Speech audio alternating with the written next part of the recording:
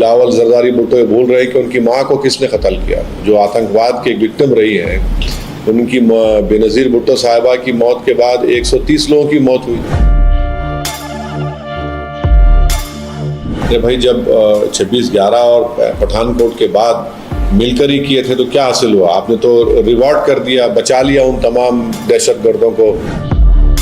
Shyam steel flexi strong TMT बार, ये strong के साथ फ्लेक्सिबल भी है। आपदा मुसीबत कोई भी आए, ये घर को अटूट बनाए। जब TMT फ्लेक्सी स्ट्रॉन्ग तो घर रहे हमेशा के लिए स्ट्रॉन्ग। जो पहलगाम अटैक का एक्सेप्टेंस हुआ, वो 4 में से 2 ईमेल तो पाकिस्तान की मिलिट्री कंटोनमेंट बोर्ड के बाजू से निकले।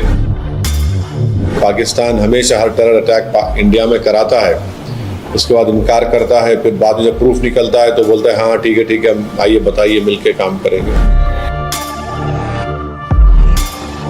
भारत ने दुनिया के सामने पाकिस्तान को बेनकाब किया, आप डेलीगेशन में शामिल थे 4 देशों में, तो कैसा रहा सर आपकी बातचीत जो हुई, उसमें आपने क्या बताया और वहाँ से आपको क्या रिस्पॉन्स मिला? नहीं, हमारे डेलीगेशन को हेड कर रहे थे जनाब जय पांडा, और हम तमाम ने मिलकर कोशिश की, भारत के मौक़िफ़ को सामने रखा वहाँ पर, भारत की जो सिक्योरिटी कंसर्न्स है पाकिस्तान के टेररिज्म के ताल्लुक़ से, और पहलगाम का वाक़या पाकिस्तान से आए हुए दहशतगर्दों ने किया। हमने उनको बताया कि वो जो TRF ऑर्गेनाइजेशन है, जो LET का नया नाम है, भारत ने यूनाइटेड नेशन सैंक्शन कमेटी 1262 के सामने दिसंबर 24 में, दिसंबर 23 में, मई 24 और जून में हमने बताया था।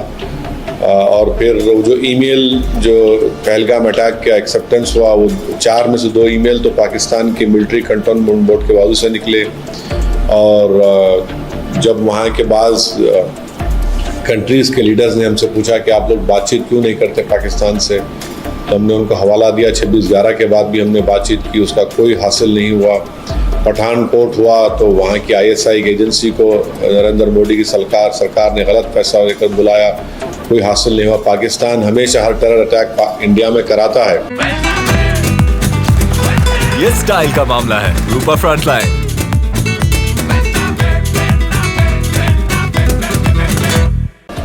उसके बाद इनकार करता है, फिर बाद में जब प्रूफ निकलता है तो बोलता है हाँ ठीक है आइए बताइए, मिलके काम करेंगे।